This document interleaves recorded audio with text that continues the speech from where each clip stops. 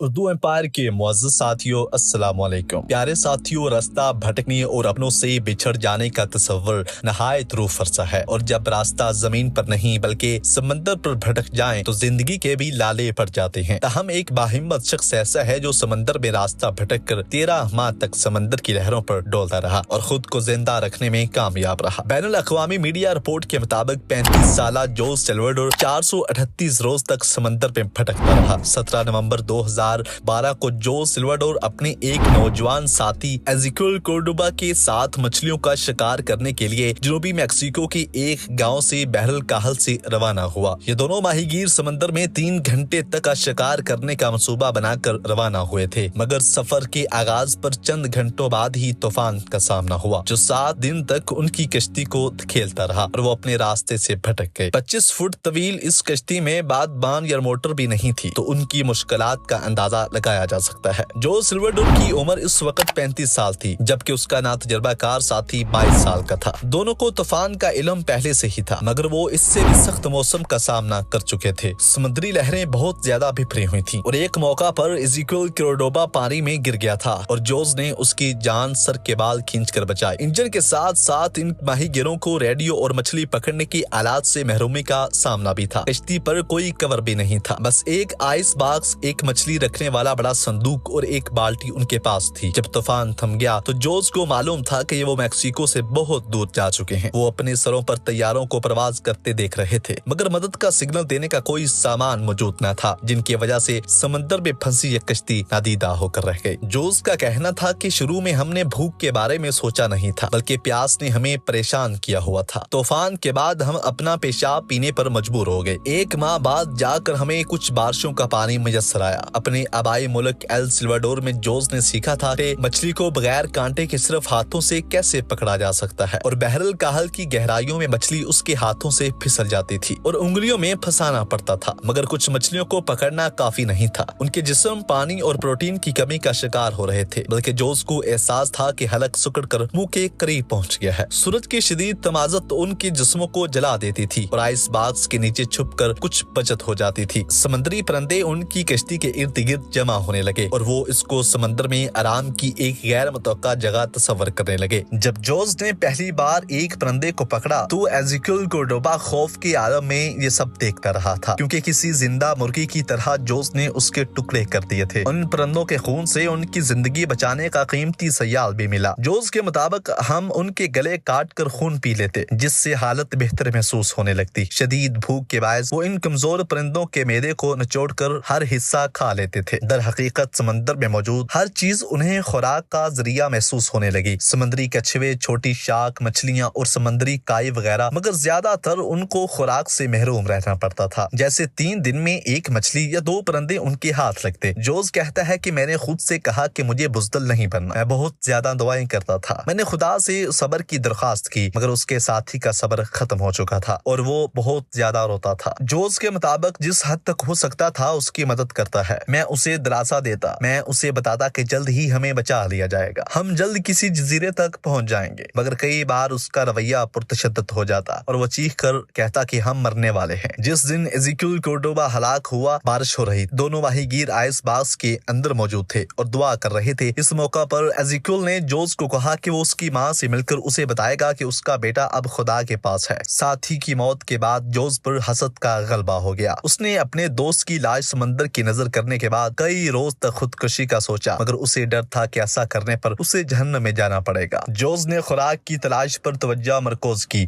और समंदर में तबाहकुन अय्याम के दौरान भी खुदा से दुआओं का सिलसिला जारी रखा। उसे याद है कि मुतअद्दिद माल बरादर बहरी जहाज उसके पास से गुजरे, मगर उसे इल्म नहीं था कि ये जहाज असली थे या उसका ख्याल। मैंने उनको सिग्नल दिया, मगर कुछ भी नहीं हुआ। मुझे लगता था कि खुदा ने फैसला कर लिया है कि कौन सी कश्ती मुझे बचाए। आखिरकार एक कश्ती ने नहीं बल्कि एक सरजमीन ने जोस की जिंदगी को बचाया। समंदर में 438 दिन गुजरने के बाद उसे पहाड़ियां नजर आई और उसे लगा कि वो बहुत करीब है, जिसके बाद उसने पानी में छलांग लगाई और एक तरफ तैरने लगा, जिसके बारे में बाद में इल्म हुआ कि वो मार्शल आइलैंड्स का हिस्सा थी। जोस ने बताया कि मैं पहले जमीन तक पहुंचा और फिर मेरी कश्ती बाद मैं रेत को महसूस कर रहा था और मैंने साहल को महसूस किया। मैं इतना खुश था कि रेत पर गिरकर बेहोश हो गया। मुझे फिक्र नहीं थी कि मैं वहां मर सकता हूँ। मैं जानता था कि अब मुझे अपनी मर्जी के खिलाफ मजीद तक मछली नहीं खानी पड़ेगी। जोस ने साहल के करीब मौजूद बस्ती के लोगों से राब्ता किया, जहां वो 29 जनवरी 2014 को पहुंचा था। उस बस्ती में कोई भी स्पेनिश नहीं जानता था, तो हाथों के इशारों से एक दूसरे से बात। जोस को पानी दिया गया, जिसको पीकर तबीयत खराब हो गई। ऐसा होने पर हाशियों ने मेयर के दफ्तर से राब्ता किया और उसे एक बड़ी शिपिंग बोट पर बिठाकर मार्शल आइलैंड्स के सबसे बड़े अस्पताल तक पहुंचाया। जब वो उस अस्पताल से बाहर निकला तो उसका सामना कैमरों और सहाफियों से हुआ। जोस ने खुद को ऐसा कैदी करार दिया जो रज़ाकाराना तौर पर 1 साल से ज्यादा अरसे तक कैद रहा। उसे समझ नहीं आ रहा था कि वो कैसे रवैये का मुजाहरा करे। उसने कहा कि मैं बहुत खौफजदा था, मुझे लोगों से डर लग रहा था। इतने अरसे तक तनहा रहने के बाद मुझे बात करने के लिए अल्फाज समझ नहीं आ रहे थे। इस हैरान कुन सफर की दास्तान और जोस की तस्वीर दुनिया भर में फैल गई थी और जब उसे वापस एल सिल्वाडोर के लिए तैयारे पर रवाना किया गया तो सहाफी उसके करीब बैठे उसकी तस्वीर खींचने की कोशिश कर रहे थे। जोस को परवाह नहीं थी कि सहाफियों को उसकी कहानी पर यकीन है या नहीं। तहम साइंसदानों ने बाद में कहा कि जोस का 6000 मील तवील सफर मुमकिन है। बाद अज़ां जोस ने एक सहाफी जोनाथन फ्रैंकलिन के तावन से एक किताब 438 डेज को शाया करवाया। अपने साथी का वादा पूरा करते हुए उसने मैक्सिको में उसकी माँ से मुलाकात की, फिर एल सिल्वाडोर में मुंतकिल हो गया। अब वो समंदर में दाखिल होने की हिम्मत भी नहीं करता और मछलियां नहीं पकड़ता। अब भी उसकी रातों की नींद उड़ जाती है और समंदर के ख्वाब आकर उसे परेशान कर देते। जी तो प्यारे साथियों, आज की वीडियो में महज इतना ही। हमें हमेशा की तरह पूरी उम्मीद है कि वीडियो आपको पसंद आई होगी। वीडियो अच्छी लगे तो लाइक करके हमारी हौसला अफजाई कीजिएगा। अल्लाह निगहबान।